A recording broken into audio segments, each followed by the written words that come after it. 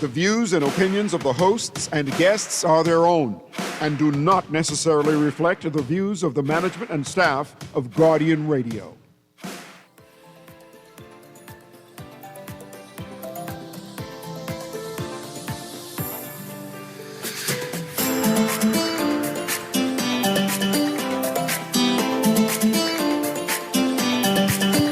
Good morning and welcome to Guardian Radio AM. Today is Wednesday, April 16th. It's a little after 11 o'clock in the morning, and once again, this is CA Newry. The Bahamas has lost a treasure. I do not have the words. I'm not a wordsmith to be able to explain this loss. But I thought it fitting that I stop, pause, and take a minute just to give tribute to a cultural icon, to give and do justice to her name, to show that, from my point of view, my stance, that she shall be missed. And I wanted to give the wider public an opportunity to express their condolences, to express their stories and tell their tale to a Bahamian griot, a storyteller, a keeper of records, and a historian for the Bahamas. Today, I pause to give tribute to one Miss Patricia Glinton, and I always pronounce her last name, Michaolis. See, there you go. She always used to tell me, I'm still a Glinton, you know, so still say her name. But I have fond memories of her. And the reason why I have fond memories of her, because she and I used to clash about history and clashed about culture and the arts all the time. She was my senior. I used to yield to her because she clearly knew more than me. I was a rebel, and she allowed me to express myself and to explain my concerns, and then she incorporated and capitalized on how I can do things much better. So I thought it fitting to ask time and give space to give tribute to her. On my Zoom link, I should have Dr. Christian Campbell, who is zooming in. Right, he took out some time to contribute to that. Also, I have Aaron Green with a whole collection of all of Miss Michaolis books, and we'll go into detail. But I'll let Aaron speak first, and then I'll make sure that I have Christian Campbell on the line next. Right, go ahead, Aaron. Whilst I just go and WhatsApp. Well, Mr. Newry, let's start with this tribute by Halden Chase, in honor of Patricia Glinton Michaolis, Grand Dame of Bahamian Arts and Letters. Patricia Glinton Michaolis, along with several other creative luminaries of our time and before, has devoted all of her natural and nurtured talents, gifts, and graces to the production, study, and promotion of the arts and letters in the Bahamas. Inheritor of the investigative gene of her father, Detective Inspector Carl Glinton of Long Island, she has conducted essential lifelong research into the history, mores, and customs of the Bahamian people. Her reflexive attraction to the exquisite and her innate passion for the culturally rooted are, one may be certain, a legacy bequeathed from birth by her Cat Island-born mother, Patricia Smith Glinton. Cordon Bleu chef and raconteuse extraordinaire, the consummate Renaissance woman, Mrs. Michaolis, is imbued with boundless curiosity, the world, technology, and the human condition. A superbly gifted linguist, she excelled in university studies in modern languages and literatures and holds a master's degree in literacy education, a cause which she fervently and perennially defends. In no way fearful of speaking truth to power, she consistently sets her rhetorical sights on the injustice of social inequality, on the poverty of prejudice and political tribalism, as well as on the counterproductivity and danger of elitist greed and dispossession of the masses. The full tribute can be found in the Nassau Guardian. This was written while Patricia was alive by Halden Chase, 30th of July, 2024. Now, you can find more information about Mrs. Patricia Glinton Michaolis on this website, her website, Guanima Creative. That's Guanima creative.com. Patricia Glinton Michaolis was awarded the Order of Merit for her outstanding contribution to education culture.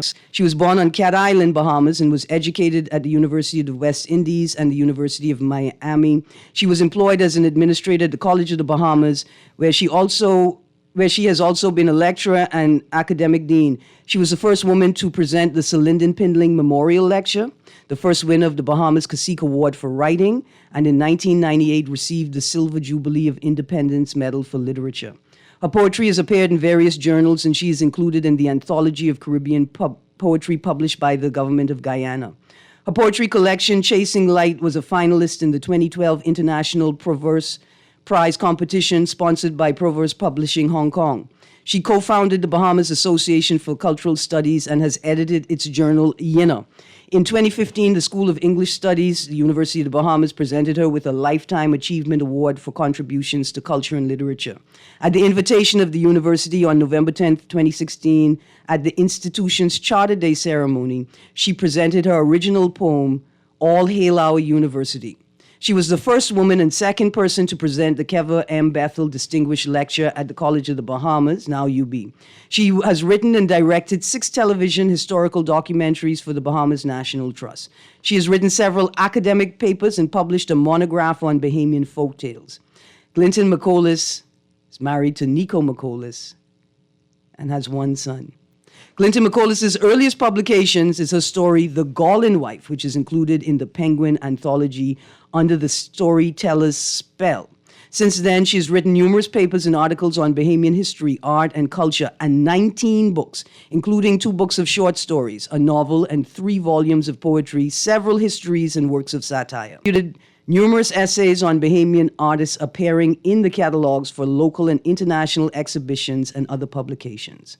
She contributed the curatorial essay on the submissions of Stan Burnside, John Beadle, and Jackson Burnside to the giant catalog of the 23rd Sao Paulo Biennial, Brazil.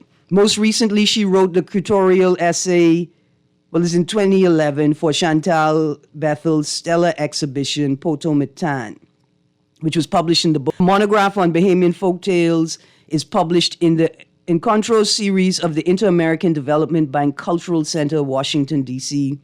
Talkin' Old Story, a brief survey of the oral traditions of the Bahamas, number 38, July 2000. She also produced a monograph on the African presence in the Bahamas for the 2007 African Diaspora Heritage Trail Conference held in New Providence. She wrote and produced a documentary for Creative Nassau, Strawcraft in the Bahamas, Weaving Economic Diversity.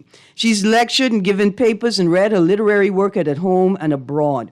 In 2015, Glinton McColis was invited by the St. Louis Art Museum to participate in a tribute to the revered American poet Maya Angelou. Her work for television also includes several documentaries varying from half hour to an hour in length. Among them were 2 of them were on the history of the Roman Catholic Church in the Bahamas, the 2009 documentary, The 1942 Riots, and several other documentaries, all of which she produced, wrote, and directed. And this is just a brief sampling of her stellar career. And if I could take a moment to list her literary works. Go ahead. So these are some of the pieces mentioned above. An Evening in Guanima, A Treasury of Folktales from the Bahamas, 1993. How to Be a True Bahamian, 1994. From the Void to the Wonderful, 1995. Talkin' Bahamian, 1994. More Talkin' Bahamian, 1995. The 99-Cent Breakfast, which is a follow-up to How to Be a True Bahamian. A Shift in Light, 2001. No Vacancy in Paradise, a collection of poems, 2001. How to Be a True Bahamian 2. Oh, that's the follow-up. How to Be a True Bahamian 2, 2012. Chasing Light, a collection of poems. Sinking of the HMBS Flamingo and its roots in U.S., Cuba, and Bahamas relationships. Luska and Other Fantastic Tales. Years of Favor, History of the Roman Catholic Archdiocese of the Bahamas. And Bahamian Art, 1492 to 1992, History with Huggins and Smith. And so that is, as much as I could find to put on the list of her works. Right now, I'll take this time to welcome Dr. Christian Campbell. He should be joining me via Zoom. Dr. Campbell, are you in now? Good morning. Can you hear me? Yes, I can hear you. And also, Wonderful. remind us where you are now, and then you can continue with your tribute. I'm speaking to you from New York City. Okay, go ahead. Yes. Yeah. No, I just want to have a conversation about your interaction, your memory of Miss Miracles. Yes. Yeah. I mean, let me just say first and foremost, deepest sympathies to Nico, her husband, and to her son, and also to her loved ones and community. I knew Patty Linton McCollis for many years in terms of the community of writers and artists in the Bahamas. The other connection was, as Erin read in her biography, is Cat Island, that she was born in Port Howe, I believe, and of course my paternal family is from Arthurstown. So I spoke with her. I've done readings with her before. I've had the honor of her, even as recently as last year, she has talked about my work in lectures. I've read her, like a manuscript of poetry of hers and given her feedback. I think I was trying to remember, but the last time I saw her was 2019. And that was when I had the amazing opportunity to be on her radio show with the great Pam Burnside, called Creative Nassau, and this was on Island FM, the late Island FM. It's a conversation that is archived. It's an amazing conversation. I mean, both Pam and Patty were in sparkling form, and I just really I want to emphasize is that when Patty's death, like her life, in some ways is a kind of instigation and also an indictment of us all. The instigation in her life's work of recovering the stories, history, cultural heritage of our country, our community. I mean, this is just an incredible, it's an incredible kind of devotion to fight for us and to fight for our ancestors. So to my mind, I can't, when we mourn Patty, we can't give these sort of tepid memorials. We can't give these sort of false memorials because she, as Haldane said in his tribute to her, she wasn't afraid to speak truth to power. And I feel like her whole life was devoted to fighting for us, right? She understood, even if she wouldn't put in this language, but she understood that that we were in and we continue to be, even after 50 years of independence, we continue to live in a colonial situation. And what that means is that we have to fight for life. We have to fight to live. Christian, I want to engage you here and share something about Patty. I want you to talk about. I have an excerpt that she wrote, like I guess an introduction to how to be a true Bahamian 2012. I think it speaks to what you're speaking about, right? Now, I can start reading. Now, before you call me the anti-minister of tourism, maybe start right there. This is her words. Now, before you call me the anti-minister of tourism and take up cudgels to me, let me say that among my Bahamian people are some of the most wonderful examples of human nature. We are resilient, warm, and generous, and even more so when you move away from our urban centers and into the rural communities in the parts of the archipelago we call the Family Islands. Through the years of our recorded history, there have been Bahamians whose lives could stand as a sterling portrait of determination, industry, and the heights to which a people of the lowliest origins can aspire and achieve. If you wish to learn more about them, please read elsewhere. Understand from the outset that this book is a kind of devil's dictionary in the manner of Ambrose Bierce's satirical work. Don't look here for stiff upper lip text, which, if human, would wear a double strand of real pearls and boxy tweed suits and stick out its pinky when drinking a cup of tea. It is also not the refined and praiseworthy Dr. Jekyll of the Bahamian population who gets top billing, but is far more textured and memorable alter ego, Mr. Hyde. I go after the quirkier, wackier, more colorful side of the Bahamian personality and daring do. As a people, we are ambitious, self-possessed, and even arrogant, capable equally of marvel and madness.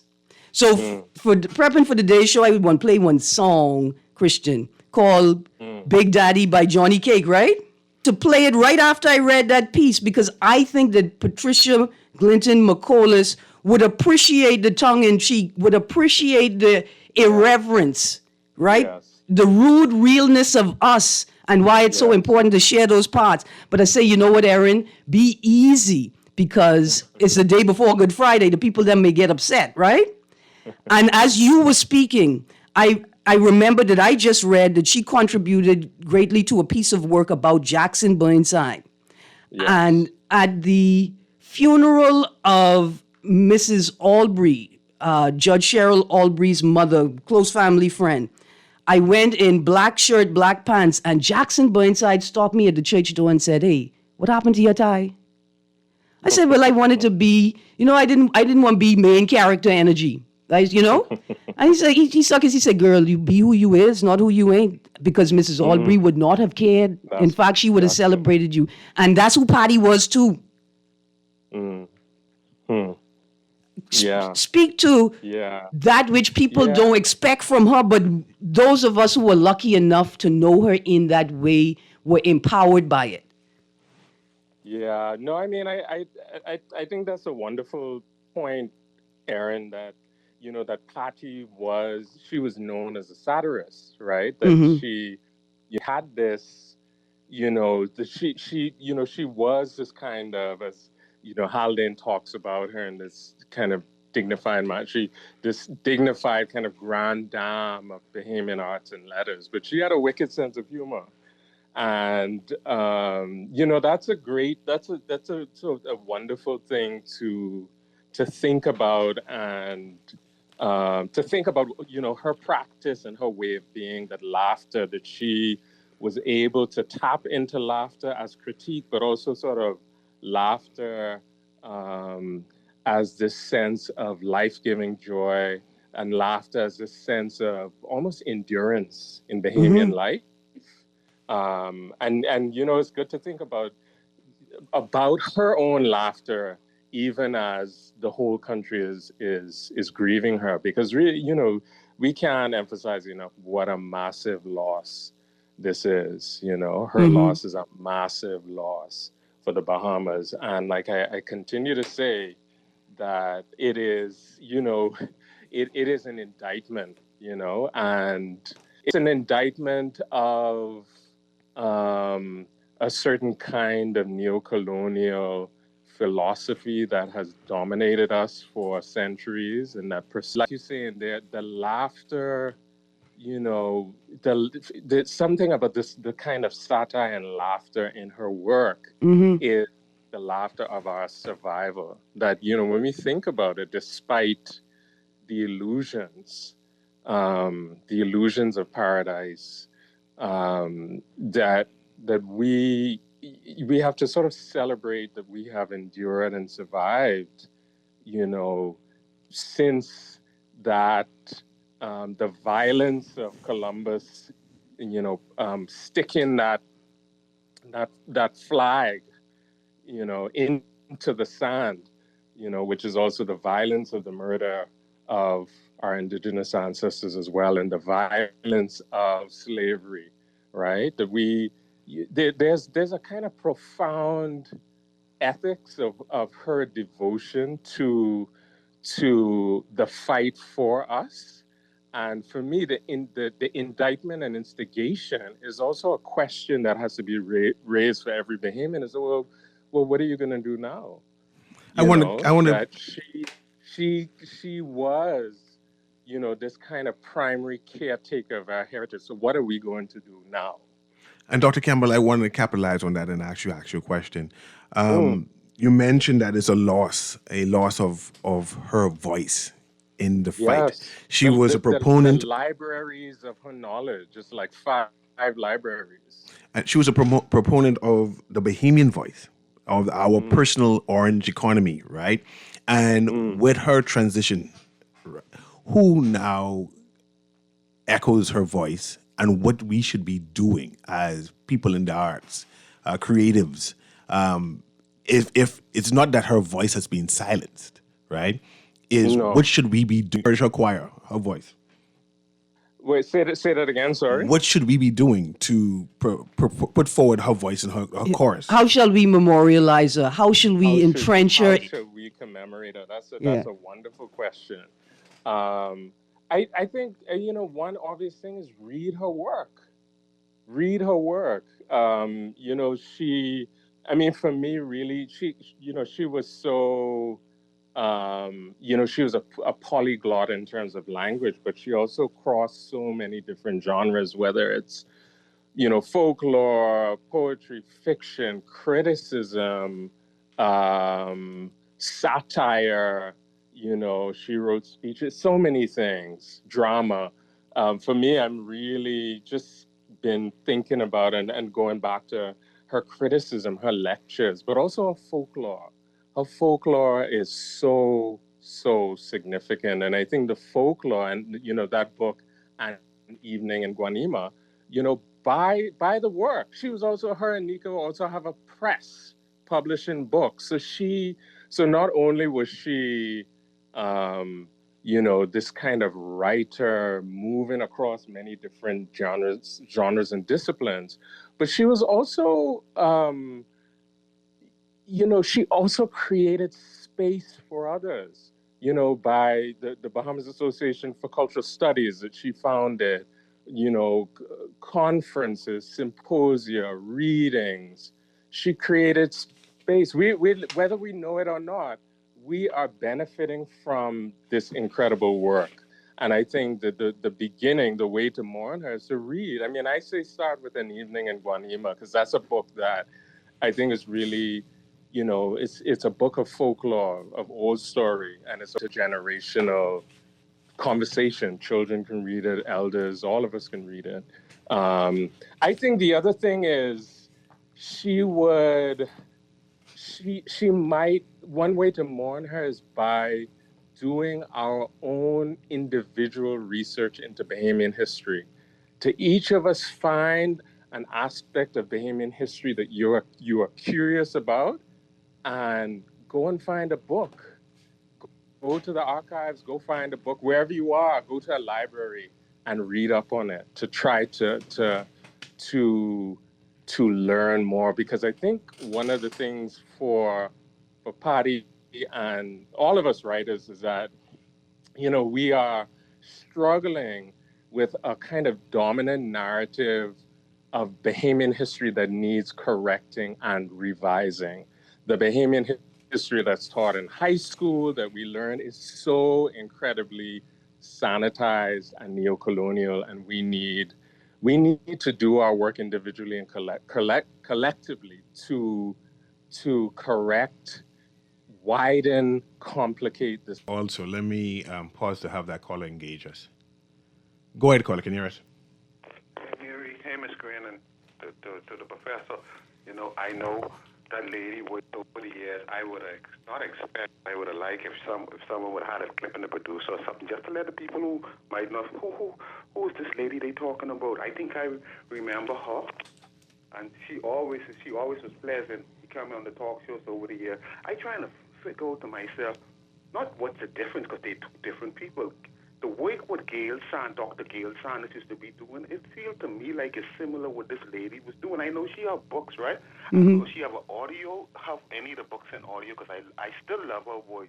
And I think one of the things we could do is by remembering, I know people might say, well, how much other serious people died too and then leave, and we don't play their voice as much, but this lady is very special. She reminds me of people like Miss, I don't know if her first name is Lorraine Devalier, the John Canoe lady. Madam Devalier, Calypso, the singer, Yes, Ask yes. Me Why I Run. Tell me something. Is there a wall somewhere? It should be more than just a wall. But like how we do for our athletes there by the sports center, is it anywhere like we could go and show our children? See, the lady here who they was talking about. See, Miss Lorraine Devalier. See, Gail Sanders. See the other rest of the ladies. There's a few just passed away lately, you know. And all of these are special Wow. people. We need to remember these people, different from their books and stuff. Build something, what you call it, a monument or a head or something. Put it in some of the schools. These people played a role. We can keep them alive, not alive, but by us remembering them and giving the younger people, the future, what we had, we can be straight. But if we forget and leave these things them quiet and don't say nothing, just remember, well, I didn't know her, too bad who didn't know her, then we could be in problems. Y'all keep up the good work. Thanks very much. We have a text says, let- we say condolences to the family of Patricia Clinton Miracolis, a Cat Island great Bahamian. She was a pace setter in the Bahamas. Yes. We will continue to keep her legacy alive. She shall be featured in my next magazine, ABC of Business. I think that's by Arthur McDonald, who does a wonderful job with our ABC of Business magazine that comes out once every quarter. But go ahead, Dr. Campbell. Newry, I just want to big up your caller because, you know, he anticipated a couple of things that I want to say quickly before I go is that, you know, I love that he also brought up the late Gail Saunders, who was also a relative of mine, my father's, because one of the things I was thinking about after, you know, in the wake of Patty's transition is just like contextualizing Patty Clinton Michaelis, like how does a country like the Bahamas produce a Patty Clinton Michaelis? I mean, that's a question I'm not going to answer, but I think it's something for us to sort of think about. You know, it's like her journey, born in Cat Island, then moving to Nassau as I don't know how old she was when she moved, and then going to Jamaica to Newry, and so on and so on. But what I love about the fact that, you know, the caller brought up Dr. Gail Saunders is I was really sort of thinking about actually, you know, if we look at Patty in the context of someone like Gail Saunders, and for me, Patricia Bazard, you know, these are three Bahamian women who are born within, you know, a kind of 4-year span or 6-year span, sorry. You know, Dr. Saunders being born in 1944 and Patricia Bazard being born in 1946 and Patty being born in 1950, you know, and that's, you know, less than a decade to produce three, I mean, Powerhouses, icons. Powerhouses, trailblazers in their various fields, you know, of history, literature, and music. I mean, literally, these people they held the country up. You know, the other thing that I would say is that, you know, I think for Patty, this is just kind of thinking on my feet. Not like I don't think a monument would be valuable or interesting to her in any way, but I think something, you know, there needs to be something created that, first of all, will, you know, make her archives available for researchers and the public to engage with, but also to create a kind of, and I mean this beyond the actual archives, but to create a kind of space for artists, researchers, anybody in the country to do research on Bahamian history and culture. Some kind of institute, some in her name that is not like a monument or bauble, but is something that is productive, where we can actually enter, study, think, meditate. And produce. You know, and produce, exactly, because she was incredibly prolific. So she was diligent. I think, but I want to say one last thing because I do need to go. I want to leave you with this. In 2010, Dr. Nicolette Bethel did an interview with Patty on her sight, tongues of the ocean. And she asked a really wonderful question. She asked Patty, what do you dream for tomorrow? And Patty answered, I dream of a truly confidently literate Bahamas, a country where we will take joy and search out word art as ardently as we pursue junkanoo and music, a country in which creatives don't have to pretend to see the emperor clothed when he is obviously naked, to follow trends from without rather than from within, and condemn those who, like the small of this pompous falsity. I want to see a Bahamas where we can count yearly on the appearance of great fora, journals, books, etc. For this, we need more cooperative efforts, more good critics, more readers, more literature in our schools shared by teachers who have the skill and appreciation to bring literature to life and share it with their students as an essential element of their development.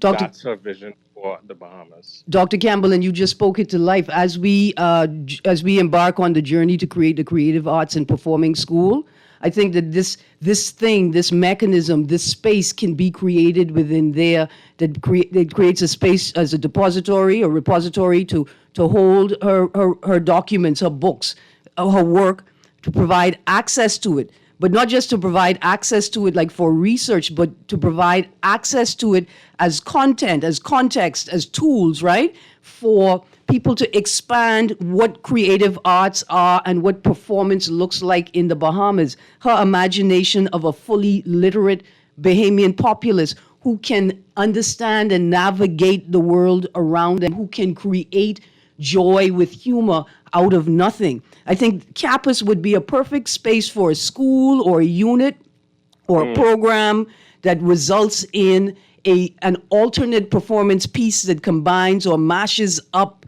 our traditional sense of creative arts and performance and imbues it with the magic of Bahamianness. Yeah, well, we speak it into existence.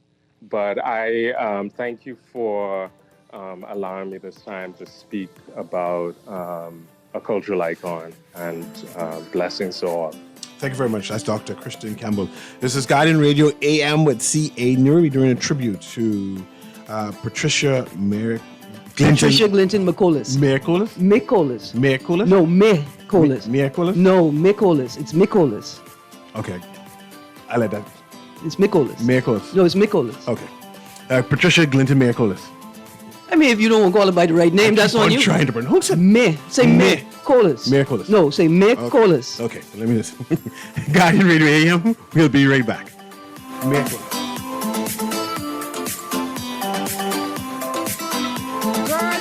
Show me Bella boy in his phone. What you mean? He take picture of that good for nothing boy? Shh, you don't want Bella here. You say that. You know she always says that's my good child. So what he doing in Junior phone? Oh, he there because the police looking for him. He on that wanted list. Wanted persons in your phone now? Yes, child. And when police want to find anybody quick, after something happen, they can send pictures direct to your phone. Go to Google Play or App Store and search for Crack Crime Bahamas. Then pick install and it will go straight to your phone. There is also a section on missing persons? Yes, girl. Everybody needs to get this app so police can tell us right away when these people go missing. Just like an alert system. Yes, it has numbers for Crime Stoppers Bahamas, so you can call and nobody knows it's you. Call directly to Miami and give the information without giving your name or anything about you. I tried it the other day, and when I hear Junior and his boys talking about where they hide those guns, I walk quick round the corner and call that number. Call 328-8477 from Nassau or 242-300-8477 from the Family Islands. Just sign in and have a seat, please. They'll call you in for your x-ray shortly. That's why they call it a waiting room. You won't have that problem at Fourth Terrace Diagnostic Center or Imaging at Grosvenor. We never schedule multiple appointments, so you'll be in and out in no time. And if your initial screening reveals a concern, our radiologist can conduct an alternative screening right then and there. Call 328-8157 to schedule an appointment at Fourth Terrace Diagnostic Center or Imaging at Grosvenor today. I've been up at Pinda and I meet him in the showroom. I said, Pinda, I just come out of a showroom in Portugal and let me tell you something, damn showroom and selection ain't got nothing on yours. Man, I like this stock of porcelain and ceramic tile you got here. There's a range of sizes that come in, 8 by 48, 12 by 24, 24 by 24, and what I really like more than the things I really like is the price. From $275 a square foot to $494 a square foot and all in between. You can't beat that, not even with a 2x4 from Enterprises. Spring is in the air, and so are the rewards. The Water and Sewage Corporation wants to thank you for staying on top of your bills. When you pay a bill in full, you'll be entered for a chance to win one of 3 Easter baskets filled with exciting surprises. Pay in full before your due date. Complete the entry form, and you'll be entered to win. Visit our social media pages for details. Hop to it and win with the Water and Sewage Corporation. Hurry! Offer ends April 17th. Love the show? Want to give your support? Become a sponsor today. Call 302-2300 for our rates and packages. That's 302-2300. Become a sponsor on Guardian Radio 96.9 FM. Fresh news, smart talk, all day. I was very proud because the subjects I wrote about in that particular book are not easy ones, but I thought needed to be exposed, for example. And I have written a novel, A Shift in the Light, and I use that for a very important purpose.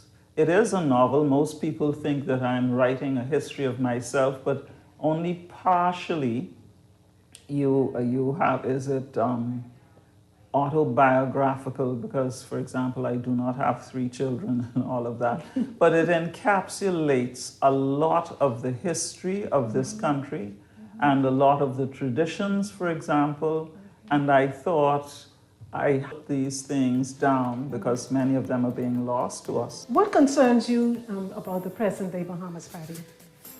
We have, the way we are defining ourselves is based on that loss of history in many of our traditions. And we are fast becoming a rootless people. And when that is the case, when you don't know where you've come from, you tend to grab at things to define yourself, and things that don't sit well with our environment or the way we are as a people. Yes. Our education system, so much about us, there's this ill fit. So that concerns me, the way the education system is going. There was a time when, and still, Bahamians perform outstandingly. They do. Going abroad to university, for example, but it's not happening for the majority of Bahamians. These are very few. And there's nothing wrong with Bahamian brains. I continue to say we have genius. In a way, we have continued the paternalistic system of slavery and of colonialism, where, daddy is going to provide for you. This sense of personal accountability, this personal obligation to family, to your own self. That's true. We have to go beyond saying, waving the flag. We have it written on paper. And that's Miss Patricia Clinton Maricolis. I want to read 1 or 2 things from her work, but I want to make mention that she was also a social commentator. This is what we do. We do social commentating. And she was a trailblazer in that subject. Mm-hmm. Nothing was taboo to her. She had an opinion on all things, always well-researched, well-versed in it. But let's go to this caller, then we go back to that book right there. Go ahead, caller. Guardian Radio AM. Good morning, caller. Hello. Hi, good morning. Lovely voice right there. That's the lady who I was telling you all about. Yes, sir. Voice right there over the years. A nice, pleasant lady. I think she had a lot more to contribute. I don't know if she's given her opportunity. Maybe it's in her books and stuff like that. Is she able to do anything in audio, like read the books to sell it, like do it in audio for the blind or the children? I'll search and see if there are any audio books available of her work. Time in Jamaica. Yeah. Yeah, I hear that. At UE. I love her. Condolence to her family, man. Yes, sir. Blessings. Thanks, guy. Go, which book you have there, Aaron? How to Be a True Bahamian. An hilarious look at life in the Bahamas. Also a hairy look at life in the Bahamas. We're going to start on page 9, Cultural Influences. There are 4 main things you should know about the Bahamian people that will help you understand why we are the way we are. We live on a group of fairly small islands scattered over 100,000 square miles of water. The Bahamian people have their origins overwhelmingly in Africa, secondly in the British Isles in America, and to a less extent, but no less important extent, in Greece, other Middle Eastern territories in the Orient. We were once ruled by Great Britain. The Bahamas is no more than a stone's throw, well, maybe if the stone skips twice, from the back door of the United States, a situation which has allowed for frequent interaction between Bahamians and Americans from the earliest periods of colonization. Now to the fun part. That's what it actually says in the book. Now to the fun part. National personality. To be a Bahamian is to believe that there is no other place on earth quite like the Bahamas. None more beautiful, more peaceful. We love to travel, but seldom make our homes elsewhere. And because we love to gather in large numbers, we love to drink and eat, especially our own native foods, and all in quantities that would put the giants Gargantua and Pantagruel to shame. Okay, here we go. Surnames and family names. We'll just give you a list of the good ones, and you could take your pick. Old Bahamian family names arrived in the 17th and 18th centuries. Albury, Bethel, Clare, Coakley, Ferguson, Fox, Glinton, Green, Higgs, Johnson, Kelly, Kemp, Knowles, Pinder, Pratt, Roberts, Rolls, Sawyer, Smith, Strawn, Stubbs, Thompson, Wallace, Wilson. She's got a section on first names, names for females, names for males. For instance, the best possible feminine name is made by combining as many of the preceding elements as possible. Okay. Let me start that again. Names for females. When we name a girl, we call them girl babies.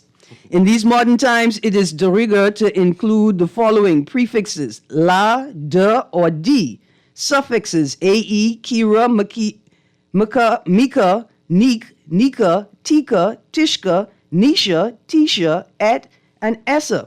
Now, Newry, if you're familiar with social commentary sort of coming out of the States, sometimes you plug into this commentary where people of European descent, I don't understand these African, I don't understand these black. Glinton McCollis is showing us that this is culture, right? Like this is how we of African descent name our children. You know, what father's name is Ivan, her name is Ivanique. I wonder if that have anything to do with those people from the Norwegians, son of Adam's son, child's son. I think it's an African. Yeah. I think it's an African thing. The Neek. Yeah, the like Denisha, Lanisha, Latishka, right? And then I'm Bernadette, right? Mm-hmm. That's what people call Bernadette. My father's name was Bernadette. They just feminized it as a nickname, Bernadette. Right? These common. So you think it's an African concept? Yeah. The syllable sha, shan, and its variant she, shen are highly desirable. Good thing is you can put them anywhere in the name you're making up without missing a beat. Example, Shanika, Lashan, Lashandra. Yeah? And so it's good to know that these are, sometimes we think we are, like she's saying in the book, sometimes we think we are lesser than, but we whole and we are real. And the way we name ourselves and our children comes from culture, you know, and not a mishmash. We lost Africans and we ourselves. So true Bahamian is a look at who we are and to help us understand why we are the way we are. She have a section on Miami, a section on architecture, right? I was talking about architecture recently that predominant construction company tends not to build what we'll call historic Bahamian architecture. And perhaps that we need to ask them in their building of houses to consider. Or we throw a line out to the Sustainability Research Center at the University of the Bahamas, right? And we say, look here, why y'all don't partner with the unit for oral and public history and offer a grant or an incentive for young professionals to combine architecture with the technology to meet the new hurricane code. So can we design our own homes in a way that will meet the hurricane code? And I think that's a part of the issue. And then when you get into there, you realize that the old folk had technique. Why you think they survived? Why are you and I here? Because our old folk them had good sense. You have another book here, Evening in Guanima. What is that book about? So it's a treasury of folk tales from the Bahamas. Miss Annie Babuki Burpatridge and the Cow. You ever heard that story? Burpatridge and the Cow? Do you know what bro means in front of the name? Brother? Yeah, bro. Mm-hmm. Yeah, bro. Babuki Barabi means brother. Buki and brother Rabi. So this story is Burbuki, Burpatridge, and the Cow. I never heard of a partridge. That's a bird. I mean, I know what a partridge is, but I've never heard about Brother Partridge. What did Brother Partridge do? Burbuki and Burpatridge decided one day to buy a cow. They was up to foolishness. They was up to foolishness. Listen, first of all, see, you were the wrong. I just say I didn't meet Burpatridge. I'm not saying that this is. Yes, because that's why the bird is there. Okay, go ahead. That's why the bird is there. The pair came up with what seemed a simple plan to pay for the animal. Mm-hmm. Together, they would do a week's worth of chores. See, this is a question you're supposed to ask. Yeah. What Burbuki and Burpatridge need with a cow for? It reminds me like how Mickey and Goofy had a dog, but they're Pluto. Yeah, but Goofy is a dog, and Pluto. No, Goofy's not a dog. Goofy is something else. He's a deer or a small moose or something. Goofy. I'm telling you, he's a small moose. But what is Burbuki? Buki is a goat. He's a goat, and Barabi is a rabbit. But do we see these stories anymore? I know I grew up with these stories, but when last have you seen anyone tell this tale of Buki and Barabi? I just remember the Disney movie in the Tar Baby? Yes. Yeah. Oh, okay. No problem. Yeah. We're not doing enough of these storytellings. People are doing it, but those of us need to connect with them and make sure what they're doing could come to the collective. And then the question is there a need for it? Yes, without a doubt. But see, okay, the reason why I wanted to have that conversation about the Valley Boys is because it's about history, right? And to the point where, despite the issue I had with Sparky, this was a moment for Sparky to speak. You know what I'm saying? Because of the need to hear the stories, to tell the stories, to document the things. And it's not documenting it to say that this is the truth and the only truth, but all of it needs to be put in the public domain of the stories, so that we could shake up the bag and what is real falls out of it. Okay. But listen to the story. Once the cow was truly theirs, Buki and Partridge agreed they would take turns caring for the creature, leading it to pasture and milking it. See, that's where I can end the story, because how the partridge can milk the cow? I don't want to have the visual. You have another book there. More talking Bahamian. All these are books from Patricia Glinton Miraculous. All right, let's go. This is the introduction. What do you mean by you thought Bahamians spoke English? Of course we do. We are so clever that we speak two forms of the English language, Bahamian Standard English and Bahamian dialect. The former, spoken by educated Bahamians, is sister to television English heard in Britain, America, and other English-speaking territories. Bahamian dialect is a cousin, which by mutual agreement keeps a healthy distance from the standard form. Rules for talking Bahamian. 1. Forget all you have ever learned about using the verb be in the present tense. You can get some use out of is, but dismiss am and are from duty altogether. Repeat. I's a carpenter. I's a carpenter. You's a doctor. You's a doctor. We is straw vendors. We is. I tired. We all tired. Rule number 2, the Bahamian present tense economy. Same form of the verb for everybody. I feel good today. He feel good today. You feel good today? All right. No, that's a good book. Yeah. And there are a lot of people who tend to look down on that Bahamian dialect and say there's no space for it, especially in business. Now, it looks like our business now permeates to our local living inside our household. And now we need to work to make space for our language, our dialect. Think about this. Tourism is the biggest business we in. Tourism is about culture. Bahamian dialect must be all over. Like, it should be rank with Bahamian more T-shirts, dialect, more books with Bahamian words on it, and more tourists engaging in our talks. Like, Coming soon directly. T-shirt right there. In fact, I going home to go print that. Yeah. Right?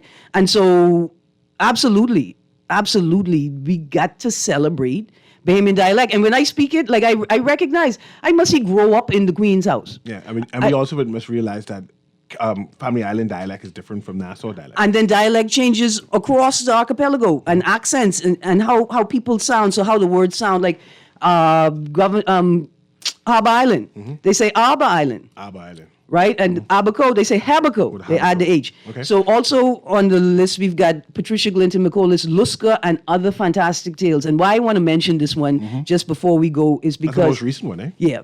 If you've seen the Disney movie Luca, if you've seen that movie, then you need to read this book. So you'll realize that those by them came here and took our story. They took our story and turned it into $1 billion movie. And few people know that the Bahamas has mythological creatures, right? The Chikchani is one. We know about that. The mermaid, but few people know what Luska is. And Luska is a old Bahamian myth creature that has permeated from 1700 straight to now. And we need to appreciate it and bring it back, including the Booger Man. Whatever that is. Some people don't even know what a Yahoo is. Listen to Ancient Man's The Booger Man. Yes. The Booger Man. Yeah. I just want to say, like McCollis Glinton, thank you to McDonald's and Ori J. Sands & Co. for contributing to the production of this book or of this edition. And so in this book, the stories are A Time of Shadows, The Englishman and the Guardians of the Forest, The Singing Pepper Tree, A Dickens of a Night, Jerusa, Storyteller, and Luska. And again, all of the winners of the 13th anniversary Guardian Talk Radio giveaway will get a copy of Luska and Other Fantastic Tales. And we say thank you to the donor of those books. We all out of time. I see you get tamarind. Where you get tamarind from? I get tamarind from Meadow Street. But I can't go back there no more because when I got out the car last summer and I asked how I could get a sack of canap, I say a sack, right? The boy look at me and say $120. Oh, for a sack. For a sack. It's like pepper. I said to him, no, it's not like pepper at all. That's the point. And I had a text. But anyway, those by them right there, check them every morning, right opposite the Salvation Army Center on Meadow Street. They have fruit to start your day. I have a text asking, how do you pronounce sausage? Sausage. No, sausages. I mean, sometimes you could pronounce it sausages. Sausages or sausage? Yeah, one of them. Either one is acceptable. But kids, not in school. When you take in the exam, children, don't say sausages. When you're looking in your teacher's face, don't say sausages. Say sausage for the purpose of the exam. When you get out of the classroom, sausages all day. This has been Guardian Radio AM. And we want to again extend of Miss Patricia Glinton McCollis. I mean, if that's how your people say it, who am I to fight you? My people say Patricia Glinton McCollis. Yes. Revolutionary, fire starter, sister in the revolution. Love you forever. Have a wonderful day.